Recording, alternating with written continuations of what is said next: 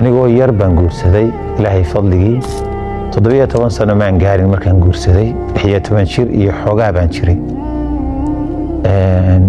xaasas dhowra baan guursaday macnaheedu ma aha xaaska dhowrka inaan dhowrkiiba diray sida ragga qaarkii dib lagu yaqaano laakiin reerkii koowaad markaan ilaahay isu keenay guursaday gabadhii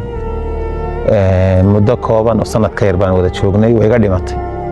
ilmihii koowaad markay dhashay 3 habeen kadibna iyadii baa xigto labadoodii waan isku garab aasay muddo sanad ka yar baan guursaday gabadhii geerideedii kadib gabadha alxamdulillaah rabbil caalamiin gabadh bay dhashay iyaduna maanta ba joogto 20 jira da'dii labaad iyadoo xaamil ah ayaa waxaan noqotay in geedi aan soo reerku soo galo xaggan iyo mantiqada waqooyiga loo soo wareego anaa ka soo horeeyay waalidkay la socotay raxmatullaahi calayhim iyo qoyska intiisa kale meesha la yiraahdo Jawhar bagaarigaasi kula dhacay iyadoo xaamil isku dhimatay gabadhaasina ilaahay ha naxariisto reeru hadda labana waa joogaan alxamdulillaah rabbil caalamiin